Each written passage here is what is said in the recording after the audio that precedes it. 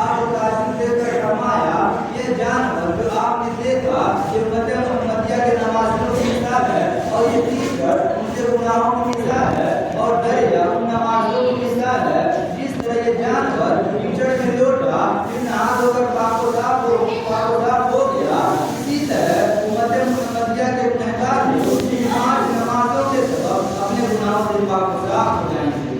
محترم حضرات اس قدر خوش نصیب ہم لوگ امت محمدیہ میں پیدا ہوئے ہیں. ہماری عبادت تمام امتوں کی عبادت سے افضل ہے.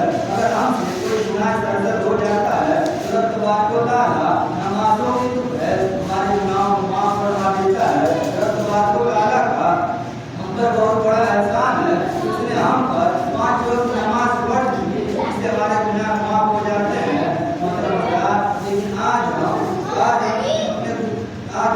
عبادت سے بالکل دور ہو گئے ہیں. روزانہ ہم سے بے شمار گناہ ہو جاتے ہیں.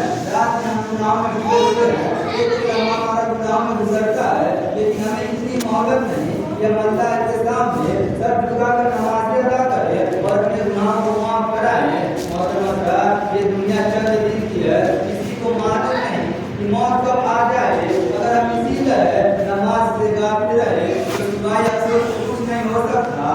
اگر آپ دونوں جہاں سے ضرور چاہتے ہیں, اگر آپ اپنے گناہوں کی مغفرت چاہتے ہیں, اگر آپ اللہ اور رسول کو خوش کرانا چاہتے ہیں تو آج اس سے نماز شروع کر دیجیے. محترم حضرات نماز کے بہت فضائل ہے اور اس کی برکتیں بھی آئی ہے.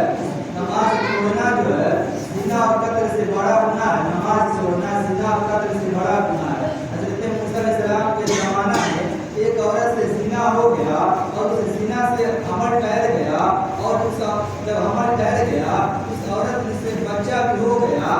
جب بچہ ہو گیا تو عورت کیا اس بچے کو قتل کر دی. اتنا گناہ کرنے کے بعد جب اسے گناہ کا احساس ہوا حضرت موسیٰ علیہ السلام کے پاس گئی اور کہنے لگی میں گناہوں سے توبہ کرتی ہوں, آپ میرے لیے اللہ تعالیٰ سے سفارش کر دیجیے. اپنا پورا واقعہ بیان کر کے کہتی ہے تو حضرت موسیٰ علیہ السلام کہتے ہیں اے بدکار عورت, اتنی گنہگار عورت ہے, تیرے اس گناہ کی وجہ سے کہیں آسمان سے آگ نہ ٹپکنے لگے, تو جا یہاں سے چلی جا. آپ اسے بھگا دیتے ہیں. اسی وقت حضرت جبرائیل علیہ السلام تشریف لاتے ہیں اور کہتے ہیں رب تبارک و تعالیٰ کہتا ہے یہ حضرت موسیٰ علیہ السلام آپ نے میری گنہگار بندی کو کیوں بھگا دیے, آپ اسے کیوں بھگا دیے. تو حضرت موسیٰ علیہ السلام کہتے ہیں اتنی گنہگار عورت جو, تو حضرت جبرائیل علیہ السلام کہتے ہیں کہ آپ جو ہے اس عورت سے گنہگار شخص کو بھی جانتے ہیں. تو حضرت موسیٰ علیہ السلام کہتے ہیں اس عورت سے گنہگار شخص کون ہو سکتا ہے. تو حضرت جبرائیل علیہ السلام عرض کرتے ہیں اس عورت سے بھی بڑے گنہگار لوگ وہ ہیں جو قصدن نماز نہیں پڑھتے. تو ہمیں معلوم ہوا زنا اور قتل سے بڑا گناہ جو ہے نماز کو ترک کرنا ہے. سب سے بڑا گنہگار وہ شخص ہے جو نماز نہیں پڑھتا ہے, وہ سب سے بڑا گنہگار ہے. زنا اور قتل سے بڑا گناہ جو ہے نماز کو چھوڑنا ہے. اور ہمارے نبی کریم صلی اللہ علیہ وسلم ارشاد فرماتے ہیں کہ میرا دل چاہتا ہے کہ میں کسی جوان کو کہوں کہ وہ عشاء کی جماعت کرائے اور میں نوجوانوں کو کہوں کہ وہ لکڑیاں جمع کرے اور میں ان لوگوں کی طرف جاؤں, ان لوگوں کے گھروں کی طرف جاؤں جو لوگ نماز پڑھنے نہیں آتے, یہاں تک کہ میں ان کے گھروں کو جلا دوں. یہ ہمارے آقا فرماتے ہیں جو لوگ نماز نہیں پڑھنے آتے میرا دل کرتا ہے کہ میں ان کے گھروں کو جلا دوں. محترم حضرات نماز پڑھیے, نماز کی بہت بڑی فضیلتیں ہیں. حضرت موسیٰ علیہ السلام اپنی امت کو ہدایت کر رہے تھے تو کہہ رہے تھے کہ آپ لوگ اللہ کی عبادت کیجیے, گناہوں سے بچ کے, لیکن اس کا عذاب بہت بڑا ہے, اس گناہ کا عذاب بہت بڑا ہے. ایک شخص کہنے لگا میں اتنا اللہ تعالیٰ کی نافرمانی کرتا ہوں, اللہ تعالیٰ مجھے پھر بھی نعمتیں دیتا ہے.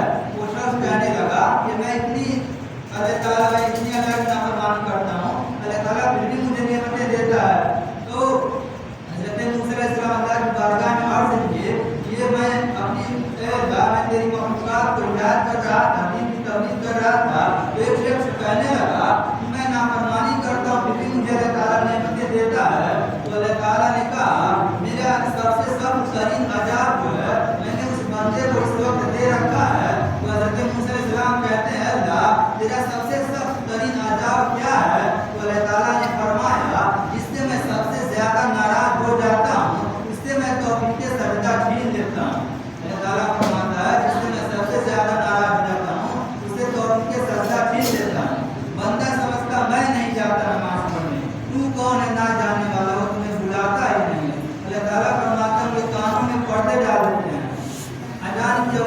आजमाइश देती देती उसका दिल नहीं करेगा कि मैं मस्जिद में जाऊं और नमाज पढ़ूं। 2 रकात नमाज पढ़ने की तौफीक मिल जाए, ये अल्लाह ताला का बहुत बड़ा एहसान है। और ये करीब सल्लल्लाहु अलैहि वसल्लम